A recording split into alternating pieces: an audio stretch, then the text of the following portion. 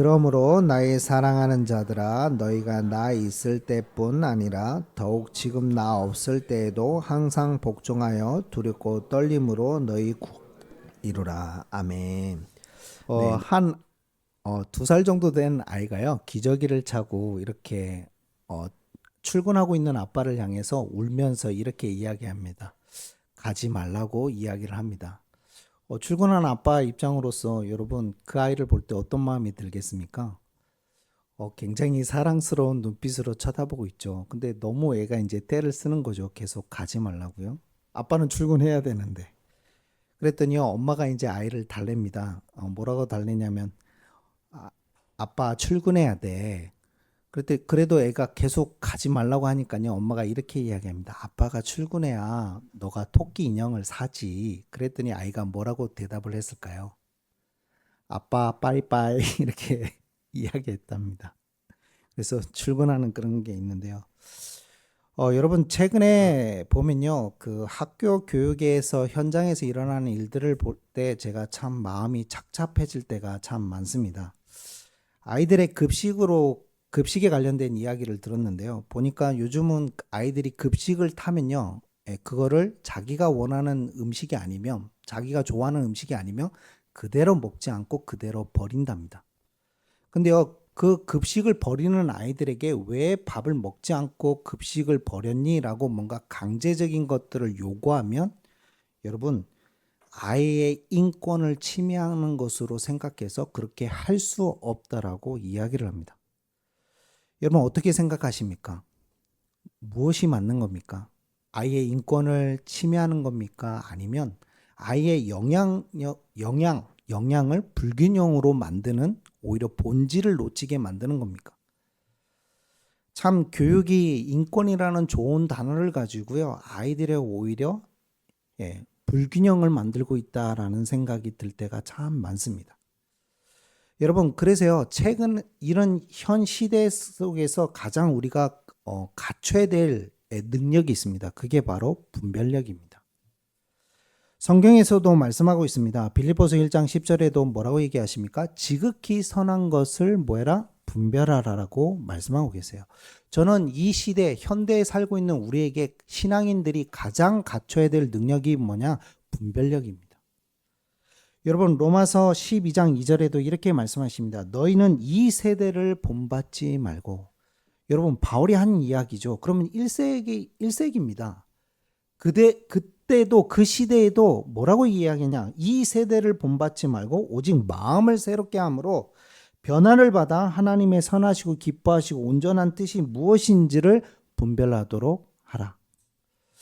여러분 우리에게 참 필요합니다. 분별력이요.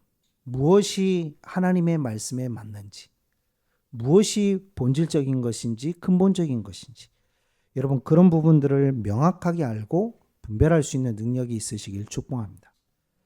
그러기 위해서요, 여러분 우리가 경계해야 될 게 있습니다. 우리가 깨어 있어야 되고 분별하기 위해서 경계해야 될 것들이 있는데 그 중에 하나가요, 바로 왜곡입니다. 이 시대는요, 정보가 너무 많아요. 그러다 보니 여러분 발달이 SNS라든지 이런 미디어가 발달하다 보니까요, 거짓된 정보들이 오히려 더 많이 생성되고 있죠.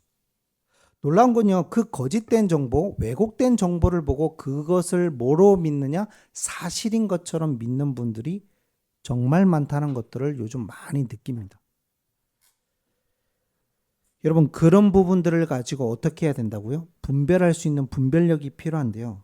그런데 여러분 신앙 중에서도 잘못 뿌리 내려 있어서 왜곡되어 있는 부분이 참 많습니다. 그 중에 한 가지가요. 성경에서 말하고 있는 여러분 구원. 여러분 성경에서 말하는 구원이 무엇인지 대해서 한번 생각해 보신 적 있으십니까? 근데요, 놀랍게도 많은 단체들이 성경에서 말하는 구원을 잘못된 해석과 가르침으로 인해서요, 구원을 왜곡시키고 있는 단체들과 개인들이 굉장히 많다는 겁니다. 여러분 오늘 말씀 읽으면서 뭔가 조금 이게 무슨 말이지? 라고 의문점이 든 성경 구절이 있으십니까? 여러분, 어떤 단체는요, 이렇게 이야기합니다. 저에게 질문을 하죠. 너 언제 구원받았니? 라고 질문합니다. 그리고 또 여러분, 우리가 주로 잘 쓰는 구원에 관련된 부분에 있어서 여러분 주로 잘 묻고 쓰는 단어가 뭐예요?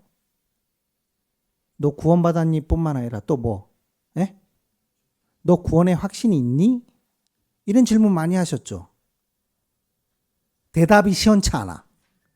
그럼 어떻게 해야 돼? 어떻게 해? 잘 모르겠는데요. 이러면 여러분 어떻게 반응합니까? 구원 못 받았네. 다시 뭐 하라고? 구원받아라. 믿어라. 영접 기도하자. 여러분 구원파라고 있죠. 여러분 그 구원파는요 분명히 묻습니다. 너가 몇 년 몇 월 며칠에 구원받은 확신 있냐라고 묻습니다. 그러면 여러분 구원의 확신이 있냐 없냐 이 부분에 대해서 성경에서는 말씀하고 있을까요? 생각해 보신 적 있으십니까? 여러분 그 단체에 가서 제가 오늘 이 말씀을 가지고 이야기한다면 그 사람들은 저한테 분명히 이렇게 반응을 할 겁니다. 구원 받으세요. 아직도 구원 안 받으셨습니까? 여러분 오늘 말씀에 뭐라고 얘기합니까? 사도 바울이 이렇게 얘기합니다. 항상 복종하여 두렵고 떨림으로 너희 구원을 뭐하라고 되어 있습니까? 받으라고 되어 있습니까? 받았다라고 되어 있습니까? 뭐라고 되어 있어요? 구원을 이루라. 이해가 되십니까? 무슨 말일까요? 구원을 이루라? 아니 이미 난 구원받았는데 뭘 구원을 이루어? 그런 생각 안 드십니까? 예수 그리스도를 영접하는 순간 그 이름을 믿는 자들에게 뭐가 주어지죠? 하나님의 자녀가 되는 권세를 주신다라고 주어졌다라고 성경에 말씀하고 계시잖아요. 다시는 무수하는 종의 영의 영향을 받지 않고 양자의 영을 받아 여러분은 어떻게 됐어요? 하나님을 뭐로? 아버지로 부를 수 있는 이미 하나님의 자녀가 되어 있으면 누가? 성령께서 친히 여러분 증명하시고 증언하신다라고 성경에 말씀하고 계시죠. 믿으십니까? 그래서 그리스도께서 우리가 사망의 권세로부터 우리를 해방하심을 믿으십니까? 그럼 이미 구원 받았네요. 지금 헷갈립니다. 이제 대답 안 한다. 보니까. 헷갈리고 계신 겁니까? 왜 대답을 안 하세요? 안 믿으십니까? 이미 구원 받았잖아요. 하나님의 자녀 됐음을 여러분 믿으시길 바랍니다. 근데 왜 오늘 이 말씀에 보면 구원을 이루라고 말씀하실까요? 뭔가 다르잖아요, 여러분. 아니 이미 구원 받았는데 뭘 또 구원을 이루어? 그런 생각이 안 드세요? 여러분 오직 의인은 믿음으로 말미암아 살리라는 그 말씀이 하박국 선지자가 했던 그 말씀을 가지고 여러분 성경을 기록한 사람이 있습니다. 그 사람이 누굴까요? 오직 의인은 믿음으로 말미암아 살리라는 말씀이 어디에 기록되어 있습니까? 하박국 선지자 말고 로마서에. 맞아요. 그럼 로마서를 누가 기록했죠? 바울이 기록했습니다. 그렇죠. 그래서 율법의 의로 구원받는 것이 아니라 그리스도의 의로 말미암아 너희가 이미 의로운 자가 되었다라고 선포하고 사망의 권세로부터 너희들이 해방되었다라고 선포하고 기록한 사람이 누구예요? 바울입니다. 근데 그 바울이 지금은 뭐라고 이야기하고 있습니까? 구원을 이루라. 이해가 되세요? 뭔가 모순이 있지 않아요? 아니 이미 구원받았는데 뭘 또 구원을 이루어요? 이미 하나님의 자녀가 됐는데 왜 또 구원을 이루어야 되죠? 그러면 내가 뭔가를 또 행위를 해야 되나? 어떤 조건을 맞춰야지만 그 구원을 이룰 수 있는 건가? 그런 생각이 안 드세요? 반응이 없는 거니까 한 번도 생각을 해본 적이 없네요. 네, 맞죠? 이미 구원받았으니까 생각을 해보신 적이 없죠.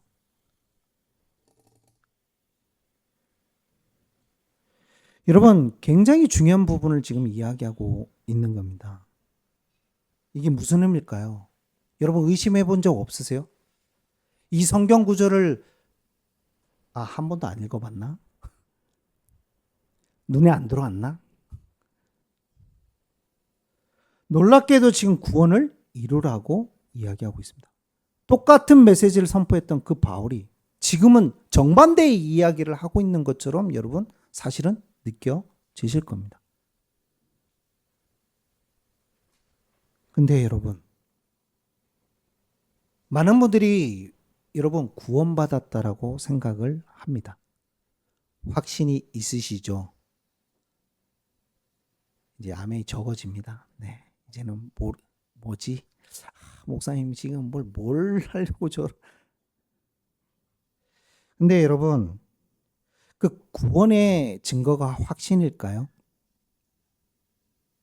여러분, 누구보다도 구원의 확신이 있는 사람들이 있었습니다. 그 사람들이 누굴까요? 자기는 여러분, 누가 봐도 하나님의 백성이며 자기는 누가 봐도 의로운 자며 하나님의 택함을 입은 자라고 생각했던 사람들이 있었습니다. 그 사람들이 누굴까요? 여러분, 바리새인들과 서기관들과 대제사장들과 유대인들입니다. 그들은 누가 뭐래도 하나님의 백성이라고 생각했습니다. 그들은 누가 뭐래도 당신 하나님 백성이 맞습니까? 라고 확신 있습니까? 라고 질문했다며 바리새인들은 웃으면서 분명하게 대답했을 겁니다. 네, 그렇습니다. 확신이 있습니다. 믿습니다. 저는 분명히 하나님의 백성입니다. 그런데 예수님의 반응은 달랐습니다. 그들을 보고 예수님은 뭐라고 얘기하셨죠? 마태복음 23장 27절입니다. 화 있을진저 외식하는 자들아요. 그들에게 뭐라고요? 너희가 회칠한 무덤과 같다. 무덤에 회를 칠하다니요. 이해가 안 되죠. 우리 문화는 좀 이해가 안 돼요. 페인트를 칠했다 이 말이거든요. 무덤에다가. 근데 여러분 가보시면 알아요. 이스라엘 무덤은 돌무덤이에요. 돌로 막혀 있단 말이에요. 그러니까 충분히 뭐를 칠할 수 있어요? 페인트를 칠할 수 있어요. 우리는 무슨 무덤입니까? 요즘은 물론 화장을 하지만 옛날에는 흙으로 덮었잖아요. 그러니까 페인트를 어떻게 칠해? 근데 유대인들은 돌무덤이기 때문에 페인트를 칠할 수 있는 거예요. 그럼 여러분 솔직히 무덤에다가 페인트를 칠하고 여러분 벽화를 그리고 그림을 그려놓는다면 거기가 무덤인지 알겠어요? 모르겠어요?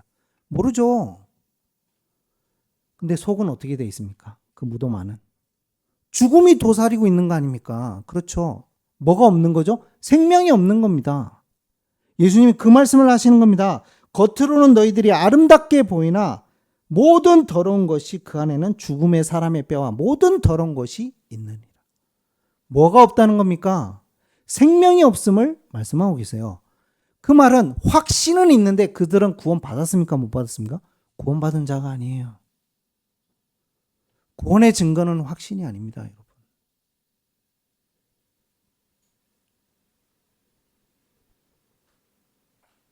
오늘부터 저 구원 확신이 있으면 안 되는 겁니까? 그런 의미가 아니라고요, 여러분.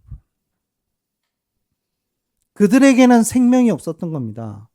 그들은 택한 백성이라고 입으로 고백했지만 미안하지만 하나님은 도대체 너희가 누구인지 알지 못하겠다라고 말씀하고 계십니다. 여러분 무엇으로 우리가 구원받은지 확신할 수 있습니까? 무엇으로 증명할 수 있죠? 여러분, 여러분의 확신이 아닙니다. 여러분의 확신으로 구원받았다는 걸 증명하는 게 아니에요. 또 왜곡된 것 중에 하나가요. 여러분 어떤 분들 계속 이야기하지 않습니까? 요한복음 19장 30절을 가지고 예수님께서 뭐요? 다 이루었다. 그래서 뭐라고 얘기합니까? 끝났다라고 이야기를 하죠. 뭐가 끝난 거예요, 그러면? 여러분. 거기서 말하는 다 이루었다는 의미가 무엇입니까? 하나님께서 계획하셨던 영세전에 창세전에 계획하셔서 이 땅 가운데 누구를요? 독생자 대신 그리스도를 이 땅에 보내셔서 그분을 십자가에 지게 만드셔서 뭐를? 우리를 구원하시고자 하는 그 구속사를 완성하셨다. 그 말입니다. 단번에 십자가의 죽으심으로 우리에게 모든 것을 뭘 여신 거예요? 구원의 길을 여신 그 구속사적 사역을 한 번에 십자가에서 완전하게 완성하셨다. 그 말입니다. 그런데요, 그거를 내 제 문제 오염까지도 끝났다라고 이야기하는 이상한 단체들이 많습니다. 그러니까 다 끝났기 때문에 구원은 끝났다는 거예요. 그건 예수님이 구원을 완성하셨다는 거지 나에게 구원이 끝난 것이 아니에요, 여러분. 영접하는 자 곧 그 이름을 믿는 자들에게 하나님의 자녀가 되고요. 그리스도를 영접함으로 내 안에 누가요? 성령으로 말미암아 거듭남을 믿으시길 바랍니다. 그런데 구원의 끝이 아니라 그건 바로 구원의 시작입니다. 여기서 많은 분들이 착각을 하고 계십니다. 이미 구원받았다라고 착각하고 계세요. 맞아요. 이미 구원받았어요. 그러나 그거는 끝이 아니라 뭐라고요? 시작이라고요. 과거의 한 사건으로만 구원을 이해하고 있는 분들이 너무 많아요. 너 몇 년 몇 월 며칠에 구원받았잖아. 저 예수님을 믿고 회심한 날짜는 기억 못하는데요. 제가 언젠지는 알아요. 저도 중학교 3학년 때였거든요. 분명히 제가 그때 예수님을 나의 구주로 영접했음을 확신으로 믿어요. 저도. 근데 대부분 구원을 어떻게 알고 있습니까? 그 과거의 일련적인 한 사건으로만 구원을 이해하고 있는 겁니다. 성경은 그렇게 이야기하고 있지 않습니다, 여러분. 과거에 있었던 한 일련의 사건이 아니에요, 여러분, 구원은. 그리고 그게 끝도 아니고요. 구원은 뭐라고요? 시작이고요. 구원은 방향인 겁니다.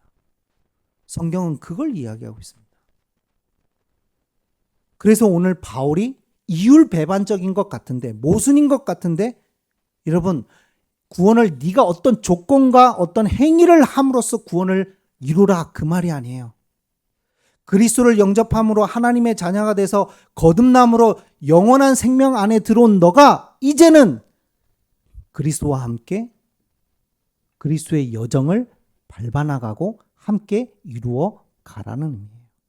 네 삶 속에서 너가 구원받은 하나님 자녀가 맞다면 그 구원을 뭐 하라고요? 삶에서 증명하라는 거예요.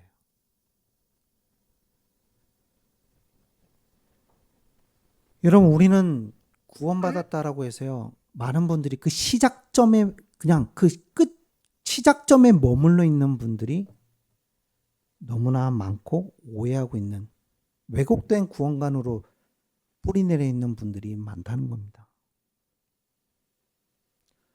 여러분, 눈물로 회개하셨을 겁니다. 구원받았을 때. 그렇죠. 예수님의 그 기쁨이 있으셨을 겁니다. 오늘 영접 기도했다는 기억이 구원받았다는 것을 정의하지 않는다는 것을 여러분 기억하시길 바랍니다. 누가 뭐래도 유대인들은 확신이 있었다니까요. 여러분, 구원은 그런 것이 아닙니다. 새 생명이 잉태됨으로 새롭게 태어났기 때문에 그 영원한 생명으로 인해서 점점점 어떻게 돼요? 그리스도의 그 날까지 이루어 가시는 그 구원의 은혜 속의 여정을 함께 밟아나가게 돼 있습니다. 자, 그 구원을 뭐 하라고요? 이루라고 지금 바울이 이야기하고 있는 겁니다. 여러분, 구원의 여정을 이야기할 때 반드시 동반되는 사건이 있습니다. 구약의 중요한 사건입니다. 출애굽 사건입니다. 여러분, 400년 동안 포로되어 있었던 이스라엘 백성들을 향해서요, 말씀이 선포가 됐습니다. 뭐 할 때 출애굽한다고요? 6월절 어린 양 피 바른 날. 아니요, 여러분, 9가지 재앙으로 능력과 기적이 일어났지만 벗어나지 못했어요. 여러분, 능력과 기적이 일어난다고 해서 구원받는 것이 아니에요. 어떤 뭔가 눈에 가시적인 역사가 일어났다고 해서 구원받은 게 아니에요. 언제 구원받느냐고요? 그리스도의 뭐한 날? 피 바른 날, 6월절 어린 양의 피 바른 날 구원받았어요. 근데 여러분, 그게 끝이었을까요? 그러지 않아요. 시작이었어요. 6월절 어린 양 피 바른 날 드디어 무슨 과정을 거쳐 나갑니까? 여러분, 홍해 앞에 서야 됩니다. 여러분, 홍해 사건을 신약에서 뭐라고 여러분 해석했습니까? 성경에서요. 뭐를 받았다라고 표현하죠?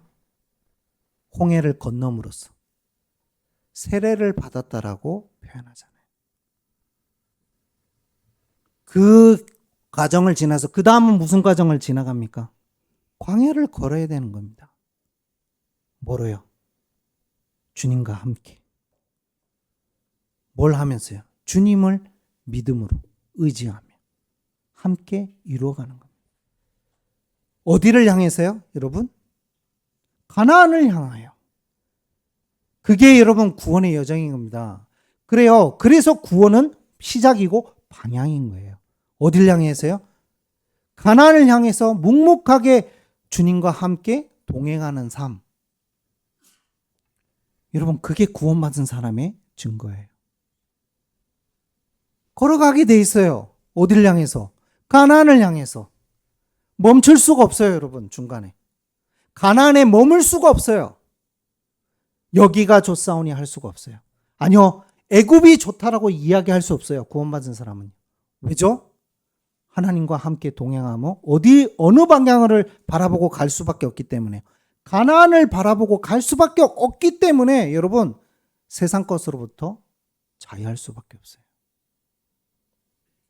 죄와 세상에 대한 태도가 달라집니다. 예전에는 제가 좋았고 세상이 좋았다면 이제는 주님을 위하여 세상이 나에게 행복을 주지 않으며 세상 것에 우리가 유혹과 미혹에 시험들 수 있고 넘어질 수 있지만 장망성에 그대로 머물러 있을 수가 없는 겁니다. 여러분, 그래서 철로 역정이 구원의 여정을 너무나 잘 표현한 겁니다.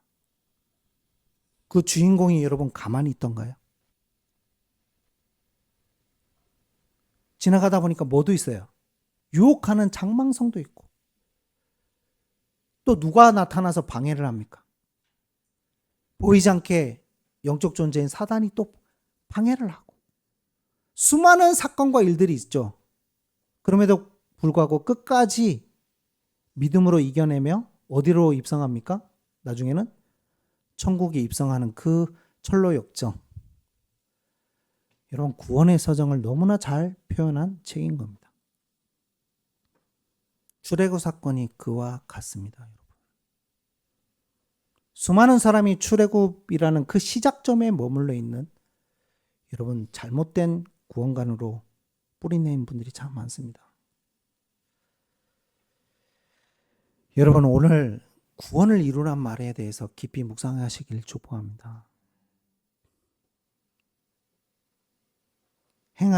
근데요, 놀랍게도요, 내 노력으로 또 된다는 것도 아닙니다. 오늘 읽지 않았지만 13절에 보시겠습니까? 뭐라고 얘기하십니까? 너희 안에서 행하시는 이는 하나님이시니. 놀랍게도 그 구원의 완성을 또 누가 이루어 가신대요? 주님께서 행하신다라고. 어디에서? 내 안에서. 내 안에서 누가요? 성령께서 역사하셔서 나를 그리스도의 날까지 이루어 가도록 주님께서 뭐 하신다고요?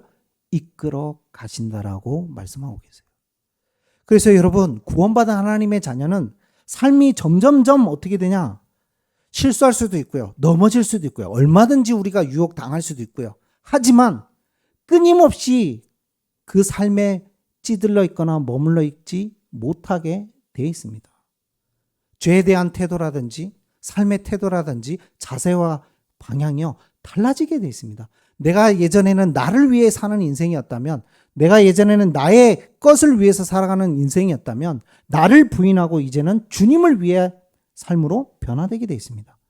개인의 삶의 위주였다면 이제는 교회와 공동체를 위한 함께하는 삶으로 변화되게 있습니다. 예전에는 나만 내 중심으로 살았다면 이제는 옆에 있는 사람을 바라볼 수밖에 없는 인생으로 변하게 되어 있는 겁니다. 그게 구원받은 사람의 증거입니다. 하나님을 사랑하고 이웃을 사랑할 수밖에 없는 삶의 방향으로 점점점 삶이 갈 수밖에 없는 거예요. 그리고 뭐를 열매를 맺겠죠? 성령의 열매를 맺을 수밖에 없는 상태가 되는 거예요. 예수님의 발자취를 따라갑니다.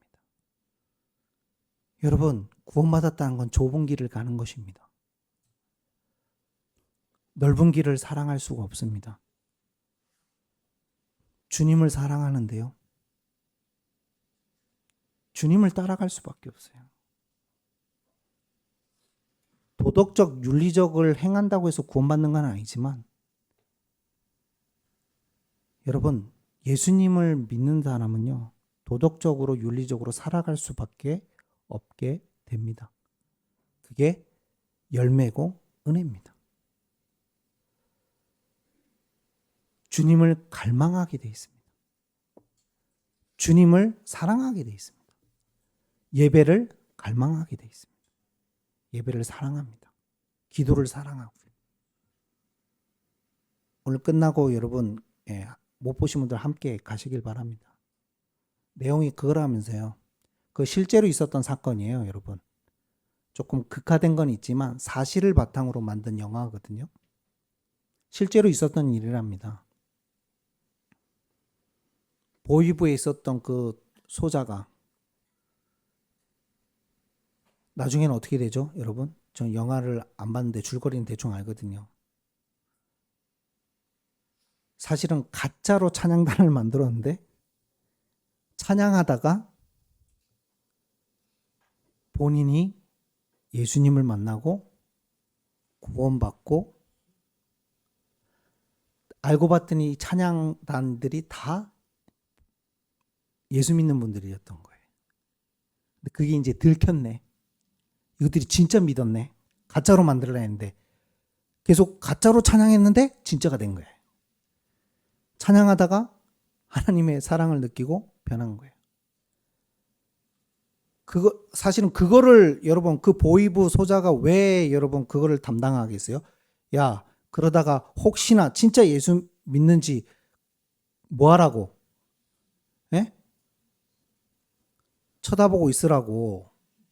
그래가지고 보낸 건데 그 사람이 변한 거예요.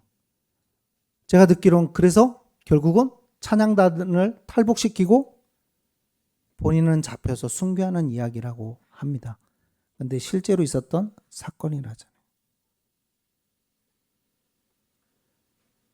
여러분, 예수 믿는데 어떻게 안 변합니까? 그러면 여러분 질문합니다. 여러분 구원을 이루고 계십니까?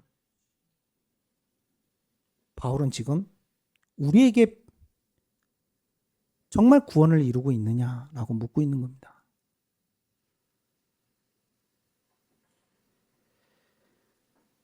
여러분, 안주하지 않기를 축복합니다. 우리가 왜 날마다 깨어 있어서 분별해야 되는지를 여러분 깨닫는 은혜가 있으시길 축복합니다. 전 그래서 요즘 솔직하게요, 하나님 앞에 제가 구원받는 거에 대한 확신 있게 이야기를 하지 못하겠습니다. 하나님 앞에 내가 정말 구원을 이루고 있는가? 라고 질문을 던지면 참 부끄러워서 어떻게 말을 못하겠습니다. 한 가지 기도밖에 생각이 안 되어지더라고요. 주님이 이루어 달라는 고백밖에 안 나와요, 여러분. 삶을 돌아볼 수밖에 없어요, 여러분. 여러분, 진짜 하나님의 은혜가 있으시길 축복합니다. 또 감정적으로 은혜 받았다 하지 마시고요. 저는 그분을 가장 경계합니다, 사실은요. 아, 목사님 오늘 너무 은혜 받았어요. 아, 이번 은혜 못 받았구나, 속으로. 네. 그게 은혜 받은 게 아니죠. 감정적으로 조금, 물론 눈물 날 수 있어요. 감정적으로 뭐 감동이 와서 은혜 될 수도 있어요. 뭐 감격이 될 수 있어요. 뭐 영화만 봐도 감동이 오는데요. 여러분, 그걸 은혜라고 생각하시면 안 돼요. 성경은 그 부분을 이야기하고 있지 않아요. 삶으로 변화되어지는 삶으로, 빛과 소금의 사명을 감당하는 삶으로 변화되는 삶이야말로 은혜 받은 거요. 그게 믿음이며, 그게 신앙이며, 신앙생활이며, 그게 구원의 증거임을 분명히 성경은 밝히고 있습니다. 그래서 여러분이 그 은혜 가운데 있으시길 축복합니다. 결론적으로 오늘 히브리서 4장을 여러분 펴보시겠습니다. 히브리서 4장 1절에서 우리 3절입니다.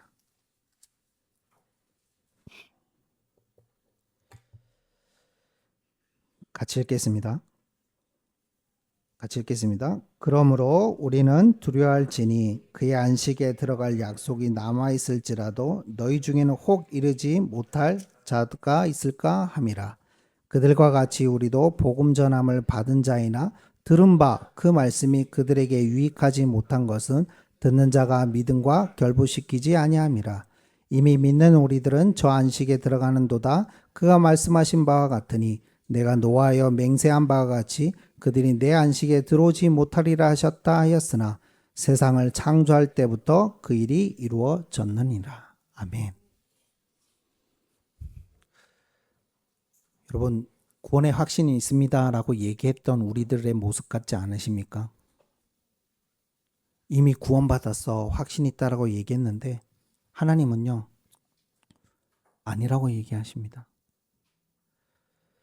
복음을 전함을 받은 자이나 들은 바 그 말씀이 그들에게 유익하지 못한 것은 듣는 자가 믿음과 결부시키지 뭐했다? 아니함이리라. 여러분, 믿음과 결부시키시는 여러분 되시길 축복합니다. 그래서요, 들은 하나님의 말씀을, 하나님이 주신 구원을요, 값싼 구원으로 안 만드시는 여러분 되시길 축복합니다. 열심히 노력하라는 게 아니고요, 주님께 의지하고, 그리고 여러분 출애굽 보세요. 광야를 걸을 때 혼자 걷지 않았어요. 그리고 항상 하나님이 먼저 앞서가셨어요. 함께 하셨고요. 그럼 그 은혜를 의지하고 삶에서 믿음을 결부시키고 말씀을 내 삶에 결부시켜서 진짜 말씀의 삶을 살아냄으로 증명하시고 그걸로 증거 있는 여러분 되시길 축복합니다. 난 구원받았지 하고 계시지 말고요. 아닐 수 있다 이 말입니다. 하나님이 보시기에 구원의 증거가 있는 여러분 되시길 축복합니다. 그래서 바울의 고백이 맞습니다. 자기는 이루었다 함도 아니고 뭘 했다는 것도 아니고 항상 누구에게 발견되고 그리스도께 발견되기를 바라고 항상 누구에게 달려간답니까? 그리스도께 달려가노라. 그 표대를 향하여. 오늘 또 찬양도 그 찬양을 했던데요. 그렇습니다. 그러니까 바울은 항상요, 뭐를 이루기 위해서 애쓴 자예요? 구원을 이루기 위해서 애쓴 겁니다. 하나님과 함께함으로요. 여러분 그 은혜가 여러분에게도 있으시고 그래서 정말 날마다 구원을 이루어 가시는 여러분 되시길 축복합니다. 기도하겠습니다. 하나님 감사를 드립니다. 지금까지 참 구원을 단편적으로만 알고 있었고 시작점만 알고 있었습니다. 하나님, 그래서 우리도 모르게 삶에 안주하며 하나님을 향한 갈망함도 없으며 하나님을 말씀에 대한 말씀을 믿음으로 결부시키지도 못하는 삶으로 살아갈 때가 참 많습니다.